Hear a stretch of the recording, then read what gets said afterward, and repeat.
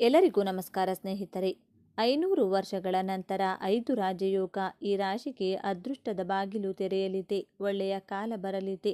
ವೈದಿಕ ಜ್ಯೋತಿಷ್ಯದ ಪ್ರಕಾರ 500 ವರ್ಷಗಳ ನಂತರ 5 ರಾಜಯೋಗಗಳು ರೂಪುಗೊಳ್ಳುತ್ತಿವೆ. ಈ ಕಾರಣದಿಂದಾಗಿ 6 ರಾಶಿಯ ಜನರು ಉದ್ಯೋಗ ಮತ್ತು ವ್ಯವಹಾರದಲ್ಲಿ ಉತ್ತಮ ಯಶಸ್ಸನ್ನು ಪಡೆಯಬಹುದು. ಆ ಲಕ್ಕಿ ರಾಶಿಗಳ್ಯಾವುವು ಎಂಬುದನ್ನು ನೋಡೋಣ ಬನ್ನಿ. ಜ್ಯೋತಿಷ್ಯ ಶಾಸ್ತ್ರದ ಪ್ರಕಾರ ಗ್ರಹಗಳ ಸಂಚಾರವು ಮಂಗಳಕರ ರಾಜಯೋಗವನ್ನು ರೂಪಿಸುತ್ತವೆ. 500 ವರ್ಷಗಳ ನಂತರ ಬುಧಾದಿತ್ಯ ರಾಜಯೋಗ, ಮಾಲವ್ಯ ರಾಜಯೋಗ, ಶಶ ರಾಜಯೋಗ, ಗಜಲಕ್ಷ್ಮಿ ರಾಜಯೋಗ ಮತ್ತು ಲಕ್ಷ್ಮೀನಾರಾಯಣ ರಾಜಯೋಗ ಎಂಬ 5 ರಾಜಯೋಗಗಳು ಒಟ್ಟಿಗೆ ರೂಪುಗೊಂಡಿವೆ. ಈ ರಾಜಯೋಗದ ಪರಿಣಾಮವು ಎಲ್ಲ ರಾಶಿಚಕ್ರ ಚಿಹ್ನೆಗಳ ಜನರ ಮೇಲೆ ಕಂಡುಬರುತ್ತದೆ. ಆದರೆ ಕೆಲವು ರಾಶಿಚಕ್ರ ಚಿಹ್ನೆಗಳ ಅದೃಷ್ಟವು ಬೆಳಗಬಹುದು. ಅಲ್ಲದೆ ಈ ರಾಶಿಚಕ್ರದ ಚಿಹ್ನೆಗಳು ವೃತ್ತಿ ಮತ್ತು ವ್ಯವಹಾರದಲ್ಲಿ ಪ್ರಗತಿಯನ್ನು ಪಡೆಯಬಹುದು. ಆ ಲಕ್ಕಿ ರಾಶಿಗಳ್ಯಾವುವು, ಯಾರು ಎಂಬುದನ್ನು ತಿಳಿಯೋಣ. ಅದಕ್ಕೂ ಮುಂಚೆ ನೀವಿನ್ನು ಚಾನಲ್ಗೆ ಸಬ್ಸ್ಕ್ರೈಬ್ ಆಗಿಲ್ಲ ಅಂದರೆ ಈಗಲೇ ಸಬ್ಸ್ಕ್ರೈಬ್ ಆಗಿ, ಹಾಗೆ ವಿಡಿಯೋಗೆ ಲೈಕ್ ಮಾಡಿ, ವಿಡಿಯೋ ಸ್ಕಿಪ್ ಮಾಡದೆ ಕೊನೆ ತನಕ ನೋಡಿ. ಮಿಥುನ ರಾಶಿ. 5 ರಾಜಯೋಗದ ರಚನೆಯು ನಿಮಗೆ ಪ್ರಯೋಜನಕಾರಿ. ಈ ಅವಧಿಯಲ್ಲಿ ನೀವು ಕೆಲಸ ಮತ್ತು ವ್ಯವಹಾರದಲ್ಲಿ ಯಶಸ್ಸನ್ನು ಪಡೆಯುತ್ತೀರಿ. ಇದರ ಹೊರತಾಗಿ ನಿಮ್ಮ ಯೋಜಿತ ಯೋಜನೆಗಳಲ್ಲಿ ಕೆಲಸ ಮಾಡಲು ಸಮಯವು ತುಂಬ ಒಳ್ಳೆಯದು. ಈ ಅವಧಿಯಲ್ಲಿ ಪ್ರಾರಂಭಿಸಿದ ಕೆಲಸವು ಭವಿಷ್ಯದಲ್ಲಿ ಉತ್ತಮ ಫಲಿತಾಂಶಗಳನ್ನು ನೀಡುತ್ತದೆ. ಈ ಅವಧಿಯಲ್ಲಿ ನೀವು ಹೂಡಿಕೆಯಿಂದ ಲಾಭವನ್ನು ಪಡೆಯುತ್ತೀರಿ. ಅಲ್ಲದೆ ಈ ಸಮಯದಲ್ಲಿ ನೀವು ದೇಶ ಮತ್ತು ವಿದೇಶಗಳಲ್ಲಿ ಪ್ರಯಾಣಿಸಬಹುದು. ಅಲ್ಲಿ ನೀವು ಗೌರವ ಮತ್ತು ಪ್ರತಿಷ್ಠೆಯನ್ನು ಪಡೆಯುತ್ತೀರಿ. ಮಿಥುನ ರಾಶಿಯವರಿಗೆ ಪ್ರಮುಖ ದಿನವಾಗಿದೆ. ಮಿಥುನ ರಾಶಿಯ ಜನರು ಸಂಮೋಹನ ಕೌಶಲ್ಯವನ್ನು ಹೊಂದಿರುತ್ತಾರೆ. ಇಂದು ಪ್ರಗತಿಗೆ ಉತ್ತಮ ಅವಕಾಶಗಳನ್ನು ಪಡೆಯುತ್ತಾರೆ. ಅವರ ವ್ಯಕ್ತಿತ್ವವು ಸುಧಾರಿಸುತ್ತದೆ. ಕೆಲಸದ ಸ್ಥಳದಲ್ಲಿ ನೀವು ಉದಾತ್ತತೆಯನ್ನು ತೋರಿಸುತ್ತೀರಿ. ಕಿರಿಯರ ತಪ್ಪುಗಳನ್ನು ಕ್ಷಮಿಸುವಿರಿ. ನಿಮ್ಮ ಜವಾಬ್ದಾರಿಗಳನ್ನು ಉತ್ತಮವಾಗಿ ಪೂರೈಸುವಿರಿ. ಧಾರ್ಮಿಕ ಚಟುವಟಿಕೆಗಳನ್ನು ಮಾಡುವುದರಿಂದ ಮಾನಸಿಕ ಶಾಂತಿಯು ಸಿಗುತ್ತದೆ. ಉದ್ಯೋಗಿಗಳಿಗೆ ತಮ್ಮ ವೃತ್ತಿ ಜೀವನದಲ್ಲಿ ಪ್ರಗತಿಗೆ ಅವಕಾಶಗಳು ಸಿಗುತ್ತವೆ. ನಿಮ್ಮ ಸಂಬಳದಲ್ಲಿ ಹೆಚ್ಚಳದ ಸೂಚನೆಗಳಿವೆ. ಕುಟುಂಬ ಜೀವನವು ಉತ್ತಮವಾಗಿರುತ್ತದೆ. ಮಕರ ರಾಶಿ. 5 ರಾಜಯೋಗಗಳ ರಚನೆಯು ಮಕರ ರಾಶಿಯ ಜನರಿಗೆ ಮಂಗಳಕರವಾಗಿದೆ. ಈ ಅವಧಿಯಲ್ಲಿ ನೀವು ಕಾಲಕಾಲಕ್ಕೆ ಅನಿರೀಕ್ಷಿತ ಹಣದ ಲಾಭವನ್ನು ಪಡೆಯುತ್ತೀರಿ. ಈ ಅವಧಿಯಲ್ಲಿ ಕೆಲಸದ ಸ್ಥಳದಲ್ಲಿ ನಿಮಗೆ ಅನೇಕ ಹೊಸ ಮತ್ತು ದೊಡ್ಡ ಹಕ್ಕುಗಳನ್ನು ನೀಡಬಹುದು. ಉದ್ಯೋಗವನ್ನು ಹುಡುಕುತ್ತಿರುವ ಜನರು ಕೆಲವು ಉತ್ತಮ ಅವಕಾಶಗಳನ್ನು ಪಡೆಯಬಹುದು. ಈ ಅವಧಿಯಲ್ಲಿ ನೀವು ಸಿಕ್ಕಿಹಾಕಿಕೊಂಡ ಹಣವನ್ನು ಪಡೆಯುತ್ತೀರಿ. ಇದು ನಿಮ್ಮ ಆರ್ಥಿಕ ಸ್ಥಿತಿಯನ್ನು ಬಲಪಡಿಸುತ್ತದೆ. ಈ ಸಮಯದಲ್ಲಿ ನೀವು ಭೌತಿಕ ಆನಂದವನ್ನು ಪಡೆಯುತ್ತೀರಿ. ನೀವು ವಾಹನ ಅಥವಾ ಆಸ್ತಿಯನ್ನು ಸಹ ಖರೀದಿಸಬಹುದು. ಮಕರ ರಾಶಿಯವರಿಗೆ ಧನಾತ್ಮಕ ಫಲಿತಾಂಶಗಳನ್ನು ತರುತ್ತದೆ. ಮಕರ ರಾಶಿಯವರ ಜೀವನದಲ್ಲಿ ಇಂದು ಸಂತೋಷ ಮತ್ತು ತೃಪ್ತಿ ಇರುತ್ತದೆ. ಅವರ ಆರೋಗ್ಯ ಸಂಪೂರ್ಣವಾಗಿ ಸದೃಢವಾಗಿರುತ್ತದೆ. ನೀವು ವಿದೇಶದಿಂದ ಆಮದು ರಫ್ತು ವ್ಯವಹಾರವನ್ನು ಮಾಡುತ್ತಿದ್ದರೆ ನೀವು ಕೆಲವು ಒಳ್ಳೆಯ ಸುದ್ದಿಗಳನ್ನು ಕೇಳಬಹುದು. ನೀವು ಕೆಲಸದ ಸ್ಥಳದಲ್ಲಿ ಉತ್ತಮವಾಗಿ ಕಾರ್ಯನಿರ್ವಹಿಸುವ ಮೂಲಕ ಜನರನ್ನು ಆಶ್ಚರ್ಯಗೊಳಿಸುತ್ತೀರಿ. ನಿಮ್ಮ ಅಧಿಕಾರಿಗಳಿಂದ ಸಂಪೂರ್ಣ ಬೆಂಬಲವನ್ನು ಪಡೆಯುತ್ತೀರಿ. ನಿಮ್ಮೊಳಗಿನ ಶಕ್ತಿಯಿಂದಾಗಿ ನೀವು ಅಪೂರ್ಣ ಕಾರ್ಯಗಳನ್ನು ಪೂರ್ಣಗೊಳಿಸಲು ಸಾಧ್ಯವಾಗುತ್ತದೆ. ನೀವು ಹಿರಿಯರ ಸಲಹೆಯನ್ನು ಅನುಸರಿಸಿದರೆ ಅದು ನಿಮಗೆ ಒಳ್ಳೆಯದು. ಇಂದು ಲಕ್ಷ್ಮೀ ದೇವಿಯ ಆಶೀರ್ವಾದದಿಂದ ನಿಮ್ಮ ಸೌಕರ್ಯಗಳು ಹೆಚ್ಚಾಗುತ್ತವೆ. ಹೊಸ ಭೂಮಿ, ವಾಹನ, ಮನೆ ಇತ್ಯಾದಿಗಳನ್ನು ಖರೀದಿಸುವ ನಿಮ್ಮ ಆಸೆಯು ಈಡೇರುತ್ತದೆ. ಒಂಟಿ ಜನರು ಇಂದು ಸಮಾರಂಭದಲ್ಲಿ ವಿಶೇಷ ವ್ಯಕ್ತಿಯನ್ನು ಭೇಟಿಯಾಗಬಹುದು. ಅದು ಅವರಿಗೆ ತುಂಬ ಸಂತೋಷವನ್ನು ನೀಡುತ್ತದೆ. ಕುಟುಂಬದಲ್ಲಿ ಸಂತೋಷ ಮತ್ತು ಶಾಂತಿ ಇರುತ್ತದೆ. ನೀವು ಕುಟುಂಬ ಸದಸ್ಯರೊಂದಿಗೆ ಉತ್ತಮ ಸಮಯವನ್ನು ಕಳೆಯುತ್ತೀರಿ. ವೃಷಭ ರಾಶಿ. 5 ರಾಜಯೋಗದ ರಚನೆಯು ನಿಮಗೆ ಅನುಕೂಲಕರವಾಗಿದೆ. ಆದ್ದರಿಂದ ಈ ಸಮಯದಲ್ಲಿ ನಿಮ್ಮ ಮಗುವಿಗೆ ಸಂಬಂಧಿಸಿದ ಕೆಲವು ಒಳ್ಳೆಯ ಸುದ್ದಿಗಳನ್ನು ನೀವು ಪಡೆಯಬಹುದು. ಅಲ್ಲದೆ ಈ ಅವಧಿಯಲ್ಲಿ ನಿಮ್ಮ ಆದಾಯವು ಮಹತ್ತರವಾಗಿ ಹೆಚ್ಚಾಗಬಹುದು. ಈ ಅವಧಿಯಲ್ಲಿ ನೀವು ಹೂಡಿಕೆಯಿಂದ ಲಾಭವನ್ನು ಪಡೆಯುವ ಸಾಧ್ಯತೆಗಳಿವೆ. ಅಷ್ಟೇ ಅಲ್ಲ, ಅದೃಷ್ಟದ ಸಂಪೂರ್ಣ ಬೆಂಬಲವು ನಿಮಗೆ ಸಿಗಲಿದೆ. ಅಲ್ಲದೆ ನಿರುದ್ಯೋಗಿಗಳು ಈ ಅವಧಿಯಲ್ಲಿ ಉದ್ಯೋಗವನ್ನು ಪಡೆಯಬಹುದು. ಈ ಅವಧಿಯಲ್ಲಿ ಸ್ಪರ್ಧಾತ್ಮಕ ವಿದ್ಯಾರ್ಥಿಗಳು ಯಶಸ್ಸನ್ನು ಪಡೆಯಬಹುದು, ಅಂದರೆ ಅವರು ಕೆಲಸ ಪಡೆಯಬಹುದು. ವೃಷಭ ರಾಶಿಯವರಿಗೆ ಮಂಗಳಕರ ಮತ್ತು ಫಲಪ್ರದವಾಗಲಿದೆ. ವೃಷಭ ರಾಶಿಯ ಜನರು ಇಂದು ತಮ್ಮ ಆರ್ಥಿಕ ಜೀವನದಲ್ಲಿ ಸ್ಥಿರತೆಯನ್ನು ಸಾಧಿಸುತ್ತಾರೆ. ಬಹಳಷ್ಟು ಸಂತೋಷ ಮತ್ತು ಸಮೃದ್ಧಿಯನ್ನು ಅನುಭವಿಸುತ್ತಾರೆ. ಕಠಿಣ ಪರಿಶ್ರಮ ಮತ್ತು ಪ್ರಯತ್ನದ ಮೂಲಕ ನಿಮ್ಮ ಕನಸುಗಳನ್ನು ನನಸಾಗಿಸಲು ಮತ್ತು ನಿಮ್ಮ ಗುರಿಗಳನ್ನು ಸಾಧಿಸಲು ನೀವು ಅವಕಾಶವನ್ನು ಪಡೆಯಬಹುದು. ಮಹಾದೇವನ ಕೃಪೆಯಿಂದ ಎಲ್ಲ ರೀತಿಯ ಪರಿಸ್ಥಿತಿಗಳನ್ನು ಎದುರಿಸಲು ನೀವು ದೈಹಿಕವಾಗಿ ಮತ್ತು ಮಾನಸಿಕವಾಗಿ ಸದೃಢರಾಗುತ್ತೀರಿ. ಕುಟುಂಬದಲ್ಲಿನ ಸದಸ್ಯರ ವಿವಾಹದ ವಿಷಯವು ಮುಂದುವರಿಯಬಹುದು. ಅದರ ಬಗ್ಗೆ ಎಲ್ಲ ಸದಸ್ಯರು ಸಂತೋಷವಾಗಿರುತ್ತಾರೆ. ನಿಮ್ಮ ವೃತ್ತಿ ಜೀವನದಲ್ಲಿ ನೀವು ಯಶಸ್ಸನ್ನು ಪಡೆಯಬಹುದು ಮತ್ತು ನಿಮ್ಮ ಕೆಲಸವನ್ನು ಎಲ್ಲೆಡೆ ಪ್ರಶಂಸಿಸಲಾಗುತ್ತದೆ. ನಿಮ್ಮ ಕುಟುಂಬದ ಸದಸ್ಯರೊಂದಿಗೆ ಉತ್ತಮ ಸಮಯವನ್ನು ಕಳೆಯುವ ಅವಕಾಶವನ್ನು ನೀವು ಪಡೆಯುತ್ತೀರಿ. ಮನೆಯ ಚಿಕ್ಕ ಮಕ್ಕಳೊಂದಿಗೆ ನವರಾತ್ರಿ ಜಾತ್ರೆಯನ್ನು ನೋಡಲು ಸಹ ಹೋಗಬಹುದು. ಮನರಂಜನೆಗಾಗಿ ಹಣವನ್ನು ಖರ್ಚು ಮಾಡುತ್ತೀರಿ. ಮೀನರಾಶಿಯವರಿಗೆ ಧೈರ್ಯ ಹೆಚ್ಚಾಗುವುದು. ಮೀನರಾಶಿಯವರು ಧಾರ್ಮಿಕ ಯಾತ್ರೆಗೆ ಹೋಗಬಹುದು. ನೀವು ಒಳ್ಳೆಯ ಸುದ್ದಿಗಳನ್ನು ಕೇಳುತ್ತಿರುತ್ತೀರಿ. ನಿಮ್ಮ ಆತ್ಮಸ್ಥೈರ್ಯದಲ್ಲಿ ಹೆಚ್ಚಳ ಕಂಡುಬರುತ್ತದೆ. ಇದರಿಂದಾಗಿ ಧೈರ್ಯದ ನಿರ್ಧಾರಗಳನ್ನು ತೆಗೆದುಕೊಳ್ಳುವಲ್ಲಿ ಯಾವುದೇ ಸಮಸ್ಯೆ ಇರುವುದಿಲ್ಲ. ನಿಮ್ಮ ಮಾತು ಮತ್ತು ನಡವಳಿಕೆಯಲ್ಲಿ ನೀವು ಮಾಧುರ್ಯವನ್ನು ಹೊಂದಿರುತ್ತೀರಿ. ಇದರಿಂದಾಗಿ ಜನರನ್ನು ನಿಮ್ಮ ಕಡೆಗೆ ಆಕರ್ಷಿಸುವಲ್ಲಿ ನೀವು ಯಶಸ್ವಿಯಾಗುತ್ತೀರಿ. ಸಂಪತ್ತಿನ ಹೆಚ್ಚಳದಿಂದಾಗಿ ನೀವು ಇಂದು ಜನರಿಗೆ ನೀಡಿದ ಭರವಸೆಗಳನ್ನು ಸುಲಭವಾಗಿ ಪೂರೈಸಲು ಸಾಧ್ಯವಾಗುತ್ತದೆ. ಕುಟುಂಬದ ಸದಸ್ಯರಿಂದ ಕೆಲವು ಸಂತೋಷದ ಸುದ್ದಿಗಳನ್ನು ಕೇಳಬಹುದು. ನೀವು ಸಾಮಾಜಿಕ ಮತ್ತು ಧಾರ್ಮಿಕ ಕಾರ್ಯಕ್ರಮಗಳಲ್ಲಿ ಭಾಗವಹಿಸುವ ಅವಕಾಶವನ್ನು ಪಡೆಯುತ್ತೀರಿ. ಇದರಿಂದಾಗಿ ನಿಮ್ಮ ಖ್ಯಾತಿಯು ಎಲ್ಲೆಡೆ ಹರಡುತ್ತದೆ. ನೀವು ಬೆಟ್ಟಿಂಗ್ ಅಥವಾ ಷೇರು ಮಾರುಕಟ್ಟೆಯಲ್ಲಿ ಹಣವನ್ನು ಹೂಡಿಕೆ ಮಾಡಿದರೆ ಭವಿಷ್ಯದಲ್ಲಿ ನೀವು ಅದರಿಂದ ಉತ್ತಮ ಲಾಭವನ್ನು ಕೂಡ ಪಡೆಯುವ ಸಾಧ್ಯತೆ ಇದೆ. ಧನಸ್ಸು ರಾಶಿ. ಧನು ರಾಶಿಯವರಿಗೆ ವಿಶೇಷ ಸಾಧನೆಯನ್ನು ತರಲಿದೆ. ಧನು ರಾಶಿಯವರು ಇಂದು ಹಣವನ್ನು ಸ್ವಲ್ಪ ಒಳ್ಳೆಯ ಲಾಭಕ್ಕಾಗಿ ಹೂಡಿಕೆ ಮಾಡಿದರೆ ಅದು ಖಂಡಿತವಾಗಿಯೂ ನಿಮಗೆ ಉತ್ತಮ ಲಾಭವನ್ನು ನೀಡುತ್ತದೆ. ನೀವು ಯಾವುದೇ ಕೆಲಸವನ್ನು ಪಾಲುದಾರಿಕೆಯಲ್ಲಿ ಮಾಡುವುದು ಉತ್ತಮ. ವಿಶೇಷ ವ್ಯಕ್ತಿಗಳೊಂದಿಗೆ ನಿಮ್ಮ ಪರಿಚಯವು ಹೆಚ್ಚಾಗುತ್ತದೆ. ವಿದ್ಯಾರ್ಥಿಗಳು ತಮ್ಮ ಶಿಕ್ಷಣದಲ್ಲಿ ಎದುರಿಸುತ್ತಿರುವ ಸಮಸ್ಯೆಗಳ ಬಗ್ಗೆ ತಮ್ಮ ಶಿಕ್ಷಕರೊಂದಿಗೆ ಮಾತನಾಡಬಹುದು. ಇದರಲ್ಲಿ ತಂದೆಯ ಬೆಂಬಲವೂ ಸಿಗುತ್ತದೆ. ಪ್ರೀತಿಯ ಜೀವನದಲ್ಲಿರುವವರಿಗೆ ಇಂದು ವಿಶೇಷ ದಿನವಾಗಿರುತ್ತದೆ. ನಿಮ್ಮ ಪ್ರೀತಿ ಪಾತ್ರರನ್ನು ನಿಮ್ಮ ಕುಟುಂಬ ಸದಸ್ಯರ ಮುಂದೆ ನೀವು ಭೇಟಿ ಮಾಡಿಸಬಹುದು. ನಿಮ್ಮ ಜೀವನದಲ್ಲಿ ನೀವು ಸಂತೋಷ ಮತ್ತು ಸಮೃದ್ಧಿಯನ್ನು ಕಾಣುತ್ತೀರಿ. ನೀವು ಹಳೆಯ ಸಾಲಗಳನ್ನು ಸುಲಭವಾಗಿ ಮರುಪಾವತಿಸಲು ಸಾಧ್ಯವಾಗುತ್ತದೆ. ನಿಮ್ಮ ಸಂಗಾತಿಯೊಂದಿಗೆ ಯಾವುದೇ ವಿವಾದಗಳು ನಡೆಯುತ್ತಿದ್ದರೆ ಇಂದು ನೀವು ಅವನಿಗೆ ಅಥವಾ ಅವಳಿಗೆ ವಿಶೇಷ ಉಡುಗೊರೆಗಳನ್ನು ತಂದು ಕೋಪ ತಣ್ಣಗಾಗಿಸಬಹುದು. ಅದು ವಿವಾದವನ್ನು ಪರಿಹರಿಸುತ್ತದೆ ಮತ್ತು ಸಂಬಂಧವನ್ನು ಬಲಪಡಿಸುತ್ತದೆ. ತುಲಾ ರಾಶಿಯವರಿಗೆ ಲಾಭದಾಯಕವಾಗಿರುತ್ತದೆ. ತುಲಾ ರಾಶಿಯವರು ಇಂದು ಕೆಲವು ಕೆಲಸಗಳ ಬಗ್ಗೆ ಚಿಂತಿಸುತ್ತಿದ್ದರೆ ಅದು ಇಂದು ಪೂರ್ಣಗೊಳ್ಳುತ್ತದೆ. ಅವರು ತಮ್ಮ ಮಕ್ಕಳೊಂದಿಗೆ ಆನಂದದಾಯಕ ಸಂಬಂಧವನ್ನು ಅನುಭವಿಸುತ್ತಾರೆ. ಸ್ವಂತ ವ್ಯವಹಾರ ನಡೆಸುತ್ತಿರುವವರು ಆರ್ಥಿಕ ಲಾಭ ಪಡೆಯುವ ಸಾಧ್ಯತೆ ಇದೆ. ಲಕ್ಷ್ಮೀ ದೇವಿಯ ಕೃಪೆಯಿಂದ ಉತ್ತಮ ಆರ್ಥಿಕ ಲಾಭ ಸಿಗಲಿದೆ. ಸಿಕ್ಕಿಬಿದ್ದ ಹಣ ವಾಪಸ್ ಬರಲಿದೆ. ಸಾಧ್ಯವಾದಷ್ಟು ಬೇಗ ನಿಮ್ಮ ಕೆಲಸವನ್ನು ಪೂರ್ಣಗೊಳಿಸುವಿರಿ. ನೀವು ಭೂಮಿ ಅಥವಾ ಇನ್ನಾವುದಾದರೂ ಹೂಡಿಕೆ ಮಾಡಲು ಬಯಸಿದರೆ ಇಂದು ನಿಮಗೆ ಮಂಗಳಕರವಾಗಿರುತ್ತದೆ. ಭವಿಷ್ಯದಲ್ಲಿ ನೀವು ಆರ್ಥಿಕ ಲಾಭಗಳನ್ನು ಪಡೆಯುತ್ತೀರಿ. ಕುಟುಂಬ ಜೀವನ ಅನುಕೂಲಕರವಾಗಿರುತ್ತದೆ. ನಿಮ್ಮ ಸಂಗಾತಿಯೊಂದಿಗಿನ ಸಂತೋಷವೂ ಹೆಚ್ಚಾಗುತ್ತದೆ. ಸಂಬಂಧಿಕರೊಂದಿಗೆ ನಿಮ್ಮ ಹೊಂದಾಣಿಕೆಯು ಉತ್ತಮವಾಗಿರುತ್ತದೆ ಮತ್ತು ನೀವು ಸ್ನೇಹಿತರೊಂದಿಗೆ ಕೆಲವು ಮನರಂಜನಾ ಕಾರ್ಯಕ್ರಮದಲ್ಲಿ ಭಾಗವಹಿಸುವಿರಿ.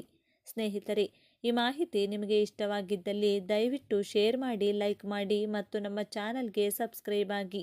ಎಲ್ಲರೂ ಭಕ್ತಿಯಿಂದ ಓಂ ಶ್ರೀ ಶನೇಶ್ವರ ನಮಃ ಅಂತ ಕಮೆಂಟ್ ಮಾಡಿ. ಒಬ್ಬ ವ್ಯಕ್ತಿಯು ಶ್ರೀಮಂತನಾಗಲು ಕೆಲವೊಂದು ಮುನ್ಸೂಚನೆಗಳು ಕಾಣಿಸುತ್ತವೆ. ಇಂತಹ ಲಕ್ಷಣಗಳು ಕಂಡುಬಂದರೆ ನೀವು ಶ್ರೀಮಂತರಾಗುವುದು ಗ್ಯಾರಂಟಿ. ಒಬ್ಬ ವ್ಯಕ್ತಿ ಶ್ರೀಮಂತರಾಗುವ ಮೊದಲು ಪ್ರಕೃತಿಯಲ್ಲಿ ಕಾಣಿಸುವ 21 ಸೂಚನೆಗಳು ಅಥವಾ ಲಕ್ಷಣಗಳು ನಿಮ್ಮ ಅದೃಷ್ಟದ ಬಾಗಿಲನ್ನು ತೆರೆಯಲಿದೆ. ಗ್ರಂಥಗಳ ಪ್ರಕಾರ ಒಬ್ಬ ವ್ಯಕ್ತಿಯ ಮೇಲೆ ಸಂಪತ್ತು ಸುರಿಯಲು ಆರಂಭಿಸಿದರೆ, ಅಂದರೆ ಅವನು ಶ್ರೀಮಂತನಾಗುವ ಯೋಗವಿದ್ದರೆ, ಪ್ರಕೃತಿಯು ಕೆಲವು ವಿಶೇಷ ಚಿಹ್ನೆಗಳ ಸಂದೇಶವನ್ನು ನೀಡುತ್ತದೆ. ಶ್ರೀಮಂತಿಕೆಯು ಬರುವ ಮೊದಲು ಈ 21 ಶುಭ ಚಿಹ್ನೆಗಳು ಮೊದಲು ಕಾಣಿಸಿಕೊಳ್ಳಲು ಪ್ರಾರಂಭಿಸುತ್ತವೆ. ಈ ಶುಭ ಚಿಹ್ನೆಗಳನ್ನು ಎಂದಿಗೂ ಸಹ, ಯಾವುದೇ ಕಾರಣಕ್ಕೂ ಸಹ ಇದನ್ನು ನೀವು ಎಂದಿಗೂ ನಿರ್ಲಕ್ಷಿಸಬೇಡಿ. ಈ ಶುಭ ಚಿಹ್ನೆಗಳು ನಿಮ್ಮ ಜೀವನದಲ್ಲಿ ದೊಡ್ಡ ಮತ್ತು ಅಪಾರವಾದ ಬದಲಾವಣೆಗಳು ಸಂಭವಿಸುತ್ತವೆಂದು ಸೂಚಿಸುತ್ತದೆ. ಹಾಗೂ ಸಾಕ್ಷಾತ್ ಲಕ್ಷ್ಮೀ ದೇವಿಯು ನಿಮ್ಮ ಮನೆಯ ಬಾಗಿಲು ತಟ್ಟಿದ್ದಾರೆಂದೇ ತಿಳಿದುಕೊಳ್ಳಿ. ಇದು ನಿಮ್ಮ ಮನೆಯ ಭಾಗ್ಯದ ಬಾಗಿಲು ತೆರೆದಿದೆ ಎನ್ನುವ ಸಂಕೇತವಾಗಿದೆ. ಹಿಂದೂ ಧರ್ಮದಲ್ಲಿ ಲಕ್ಷ್ಮೀ ದೇವಿಯನ್ನು ಸಂಪತ್ತಿನ ದೇವತೆ ಎಂದು ಕರೆಯಲಾಗುತ್ತೆ. ಲಕ್ಷ್ಮೀ ದೇವಿಯು ಯಾರ ಮೇಲೆ ದಯೆ ತೋರುತ್ತಾಳೋ ಮತ್ತು ಯಾರ ಮನೆಯಲ್ಲಿ ಲಕ್ಷ್ಮೀ ದೇವಿಯು ಪ್ರವಾಸ ಮಾಡುತ್ತಾಳೋ, ಯಾರ ಮನೆಯಲ್ಲಿ ವಾಸ ಮಾಡಲು ಬಯಸುತ್ತಾಳೋ ಅವರು ಹಾಗೂ ಅವರ ಮನೆಯಲ್ಲಿ ಎಂದಿಗೂ ಹಣದ ಕೊರತೆ ಇರುವುದಿಲ್ಲ. ಆದರೆ ಕೆಲವೊಬ್ಬರು ಲಕ್ಷ್ಮೀ ದೇವಿಯನ್ನು ಮೆಚ್ಚಿಸಲು ಹಾಗೂ ಒಲಿಸಿಕೊಳ್ಳಲು ಅವರ ಮನೆಯಲ್ಲಿ ವಿವಿಧ ರೀತಿಯ ಪೂಜೆ ಹಾಗೂ ಪರಿಹಾರಗಳನ್ನು ಸಹ ಮಾಡಿಕೊಳ್ತಾರೆ. ಲಕ್ಷ್ಮೀದೇವಿಯ ಕೃಪೆಯು ಯಾರ ಮೇಲೆ ಮತ್ತು ಯಾವ ಮನೆಯಲ್ಲಿರುತ್ತದೆಯೋ ಅಲ್ಲಿ ಅವರಿಗೆ ಕೆಲವು ಶುಭ ಚಿಹ್ನೆಗಳು ಕಾಣಿಸಿಕೊಳ್ಳುತ್ತವೆ ಎಂಬ ನಂಬಿಕೆ ಇದೆ. ಹಾಗಾದರೆ ಒಬ್ಬರ ಜೀವನದಲ್ಲಿ ಲಕ್ಷ್ಮೀ ದೇವಿಯು ಆಗಮಿಸುವ ಮೊದಲು ಕೆಲವೊಂದು ಶುಭ ಚಿಹ್ನೆಗಳು ಕಾಣಿಸುತ್ತವೆ. ಹಾಗಾದರೆ ಈ ಶುಭ ಚಿಹ್ನೆಗಳು ಯಾವುವು ಎಂದು ತಿಳಿಯೋಣ. ಆದರೆ ಅದಕ್ಕೂ ಮೊದಲು ಸಾಕ್ಷಾತ್ ಲಕ್ಷ್ಮೀ ದೇವಿಯ ಆಶೀರ್ವಾದವು ನಿಮ್ಮ ಮೇಲೆ ಇರಬೇಕೆಂದು ನೀವು ಬಯಸಿದರೆ ಈ ವಿಡಿಯೋವನ್ನು ಲೈಕ್ ಮಾಡಿ ಮತ್ತು ನಮ್ಮ ಚಾನಲ್ನ ಸಬ್ಸ್ಕ್ರೈಬ್ ಮಾಡಿ. ಕಮೆಂಟ್ ಬಾಕ್ಸ್ನಲ್ಲಿ ಓಂ ಶ್ರೀ ಮಹಾಲಕ್ಷ್ಮೀ ದೇವಿಯೇ ನಮಃ ಎಂದು ಬರೆಯಿರಿ. ಒಬ್ಬ ಬಡ ವ್ಯಕ್ತಿಯು ಸಹ ದಿಢೀರ್ ಶ್ರೀಮಂತನಾಗಿರುವ ಉದಾಹರಣೆಗಳು ಸಾಕಷ್ಟಿವೆ. ಅದನ್ನು ನಾವು ಸಹ ನೋಡಿರ್ತೇವೆ. ರಾತ್ರಿ ಕಳೆದು ಬೆಳಗಾಗುವಷ್ಟರಲ್ಲಿ ಶ್ರೀಮಂತರಾಗಿರುವ ಅದೆಷ್ಟೋ ಅದೃಷ್ಟವಂತರನ್ನು ನಾವು ನೋಡಿರುತ್ತೇವೆ. ಇದಕ್ಕೆಲ್ಲ ಸಾಕ್ಷಾತ್ ಲಕ್ಷ್ಮೀ ದೇವಿಯ ಕೃಪೆ ಇದ್ದರೆ ಮಾತ್ರ ಸಾಧ್ಯ. ಹಾಗಾದರೆ ಲಕ್ಷ್ಮೀ ದೇವಿಯ ಆಗಮನವಿದ್ದರೆ ನಿಮಗೆ ಕೆಲವೊಂದು ಅದೃಷ್ಟದ ಮುನ್ಸೂಚನೆಗಳು ಕಾಣಿಸಿಕೊಳ್ಳುತ್ತವೆ.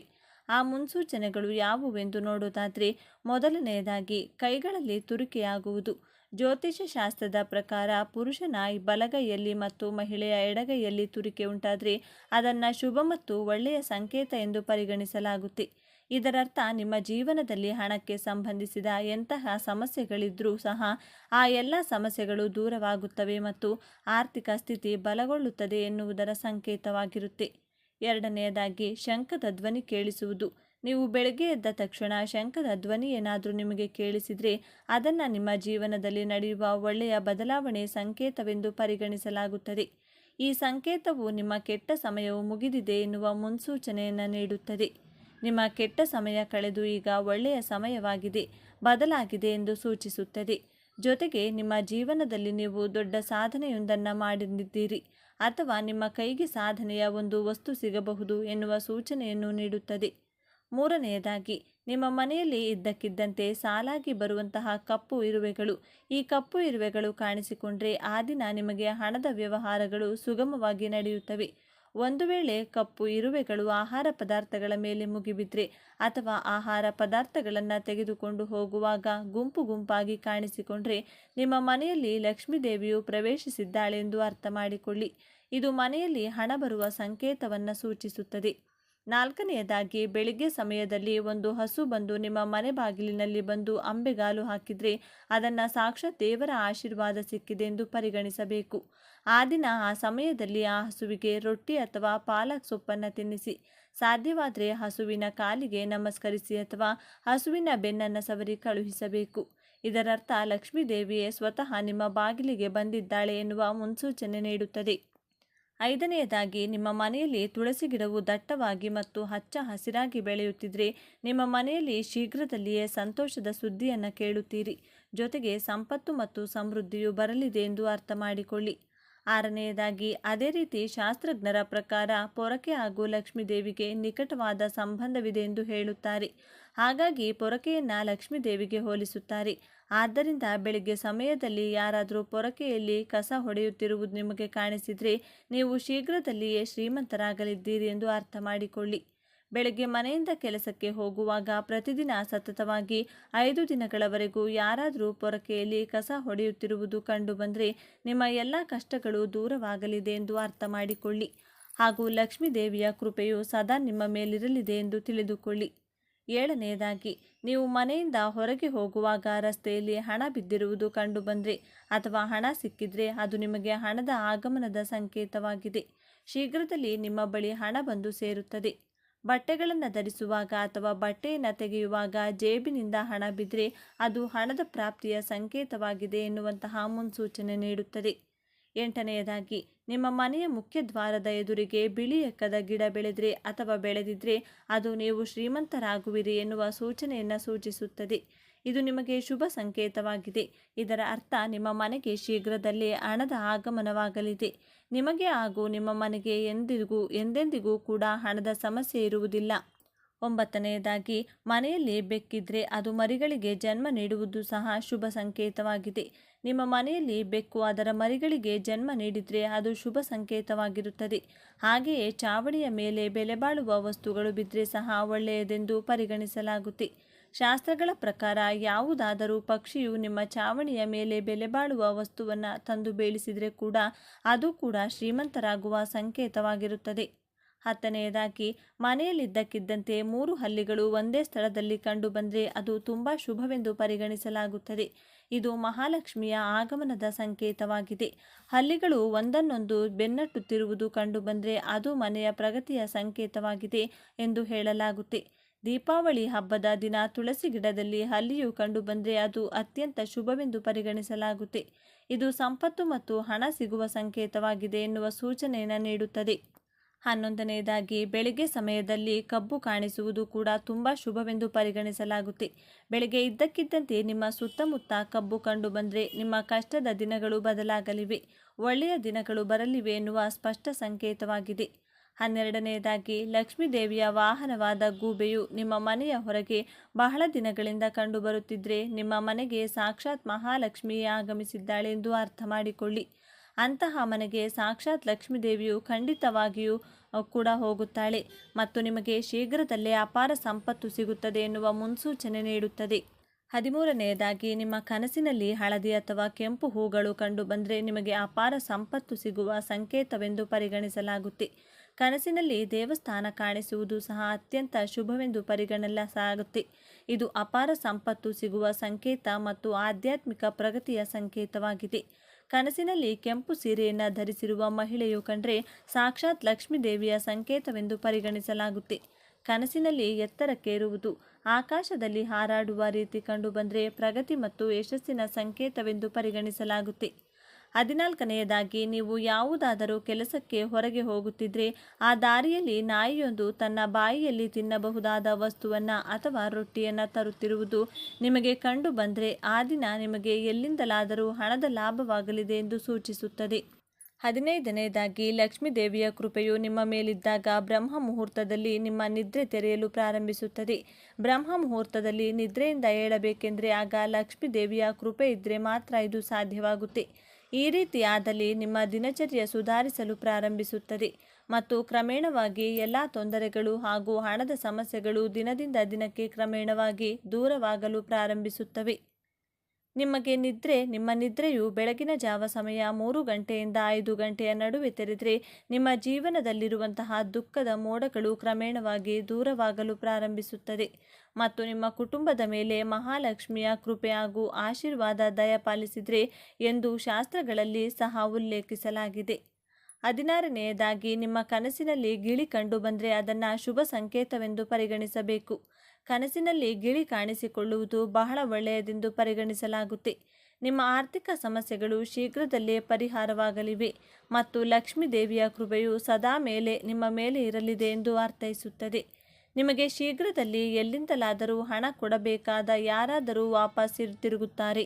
17ನೇದಾಗಿ, ಯಾವುದೇ ದಿನ ನಿಮ್ಮ ಕನಸಿನಲ್ಲಿ ಪೊರಕೆ, ಆನೆ, ನವಿಲು, ಶಂಖ, ಬಾಳೆಹಣ್ಣು ಅಥವಾ ಹಲ್ಲಿ ಕಂಡುಬಂದರೆ ನಿಮ್ಮ ಶ್ರೀಮಂತರಾಗುವ ಕನಸು ಶೀಘ್ರದಲ್ಲೇ ನನಸಾಗಲಿದೆ ಎಂದು ಅರ್ಥ ಮಾಡಿಕೊಳ್ಳಿ ಹಾಗೂ ಲಕ್ಷ್ಮೀ ದೇವಿಯ ಕೃಪೆ ಸದಾ ನಿಮಗೆ ಇರಲಿದೆ ಎಂದು ಅರ್ಥ ಮಾಡಿಕೊಳ್ಳಿ. 18ನೇದಾಗಿ, ಬೆಳಿಗ್ಗೆ ನೀವು ಎದ್ದ ತಕ್ಷಣ ಶಂಖದ ಧ್ವನಿ ಕೇಳಿಸುವುದು ಕೂಡ ಶುಭ ಸಂಕೇತವೆಂದು ಪರಿಗಣಿಸಲಾಗಿದೆ. ಬೆಳಿಗ್ಗೆ ಎದ್ದ ನಂತರ ನಿಮಗೆ ಶಂಖದ ನಾದ ಕೇಳಿಸಿದರೆ ನಿಮಗೆ ಶುಭ ಸಮಯವು ಬರಲಿದೆ ಎಂದು ಅರ್ಥ ಮಾಡಿಕೊಳ್ಳಿ. ನೀವು ಮನೆಯಿಂದ ಹೊರಗೆ ಹೋಗುವಾಗ ನಾಯಿಯು ಬಾಯಿಯಲ್ಲಿ ರೊಟ್ಟಿ ಅಥವಾ ಯಾವುದಾದರೂ ಸಸ್ಯಾಹಾರಿ ವಸ್ತುವನ್ನು ತೆಗೆದುಕೊಂಡು ಹೋಗುತ್ತಿದ್ದರೆ ಅದು ನಿಮಗೆ ಹಣದ ಲಾಭವಾಗುವ ಸಂಕೇತವಾಗಿರಬಹುದು ಎನ್ನುವ ಸಂಕೇತ ನೀಡುತ್ತದೆ. 19ನೇದಾಗಿ, ನೀವು ಯಾವುದೇ ಶುಭ ಕಾರ್ಯಗಳಿಗೆ ಹೋಗುವಾಗ ಕಿನ್ನರರು ಅಂದರೆ ತೃತೀಯ ಲಿಂಗಿಗಳು ಅಂದರೆ ಮಂಗಳಮುಖಿಯರು ಕಾಣಿಸಿಕೊಳ್ಳುವುದು ಸಹ ಅತ್ಯಂತ ಶುಭವೆಂದು ಪರಿಗಣಿಸಲಾಗುತ್ತೆ. ಆದ್ದರಿಂದ ನಿಮಗೆ ಮಂಗಳಮುಖಿಯರು ಕಂಡುಬಂದರೆ ಸಾಧ್ಯವಾದರೆ ಅವರಿಗೆ ಸ್ವಲ್ಪ ಹಣವನ್ನು ನೀಡಿ ಅವರಿಂದ ನೀವು ಸ್ವಲ್ಪ ಹಣವನ್ನು ವಾಪಸ್ ಪಡೆದರೆ ಬಹಳ ಒಳ್ಳೆಯದು. ಮಂಗಳಮುಖಿಯರಿಂದ ನೀವು ಕೇಳದೆ ಅವರೇ ನಿಮಗೆ ಒಂದು ನಾಣ್ಯವನ್ನು ವಾಪಸ್ ಕೊಟ್ಟರೆ ಅದನ್ನು ಜೋಪಾನವಾಗಿಟ್ಟುಕೊಳ್ಳಿ. ಇದರಿಂದ ನೀವು ಗಳಿಸಿದ ಸಂಪತ್ತಿನಲ್ಲಿ ಲಾಭವಾಗುತ್ತದೆ, ಜೊತೆಗೆ ಹಣವು ವೃದ್ಧಿಯಾಗುತ್ತದೆ. 20ನೇದಾಗಿ, ನಿಮ್ಮ ಮನೆಯ ಚಾವಣಿಯ ಮೇಲೆ ಕೋಗಿಲೆ ಕೂರುವುದು ಕೂಡ ಕಂಡುಬಂದರೆ ಇದನ್ನು ಮಂಗಳಕರವೆಂದು ನಂಬಲಾಗುತ್ತದೆ. ನಿಮ್ಮ ಮನೆಯ ಮೇಲೆ ಕೋಗಿಲೆಯ ಆಗಮನದಿಂದ ಜೊತೆಗೆ ಕೋಗಿಲೆಯು ಕೂಗುವುದರಿಂದ ಇದು ನಿಮಗೆ ಅದೃಷ್ಟ ಹಾಗೂ ಶುಭ ಸಂಕೇತವಾಗಿದೆ. ಹಾಗಾಗಿ ನಿಮ್ಮ ಸಂಪತ್ತು ಹೆಚ್ಚಾಗಬೇಕು, ನಿಮಗೆ ಬರಬೇಕಾದ ಹಣವು ಬಂದು ನಿಮ್ಮ ಕೈ ಸೇರುತ್ತದೆ. ಇನ್ನು 21ನೇದಾಗಿ, ಬೆಳಿಗ್ಗೆ ಎದ್ದ ತಕ್ಷಣ ದೇವರ ಪೂಜೆಗೆ ತದನಂತರ ತೆಂಗಿನಕಾಯಿ ದರ್ಶನವಾದರೆ ನಿಮ್ಮ ಮೇಲೆ ಭಾಗ್ಯಲಕ್ಷ್ಮಿಯ ಕೃಪೆ ಸಿಗುತ್ತೆ ಎಂದು ಅರ್ಥ ಮಾಡಿಕೊಳ್ಳಿ. ಬೆಳಿಗ್ಗೆ ಎದ್ದ ಕೂಡಲೇ ಹಣ್ಣಿನ ಪದಾರ್ಥಗಳು ಕಂಡಲ್ಲಿ ನಿಮಗೆ ಸಾಕ್ಷಾತ್ ಲಕ್ಷ್ಮೀ ದೇವಿಯ ಅನುಗ್ರಹವಾಗಿದೆ ಎಂದು ತಿಳಿಯಿರಿ. ನಿಮಗೆ ಹಣದ ಸಮಸ್ಯೆ ಇರುವುದಿಲ್ಲ.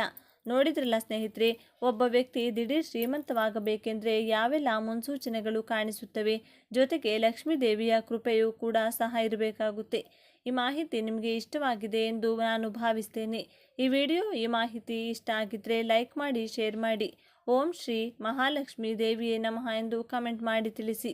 ಹೆಚ್ಚಿನ ಮಾಹಿತಿಯನ್ನು ಪಡೆಯಲು ಈಗಲೇ ನಮ್ಮ ಚಾನಲ್ಗೆ ಸಬ್ಸ್ಕ್ರೈಬ್ ಮಾಡಿಕೊಳ್ಳಿ. ಒಂದೊಳ್ಳೆ ಮಾಹಿತಿಯೊಂದಿಗೆ ಪುನಃ ಭೇಟಿಯಾಗೋಣ. ಅಲ್ಲಿಯವರೆಗೂ ನೋಡ್ತಾ ಇರಿ ನಮ್ಮ ಚಾನಲ್ನ. ಎಲ್ಲರಿಗೂ ಶುಭವಾಗಲಿ. ಧನ್ಯವಾದಗಳು.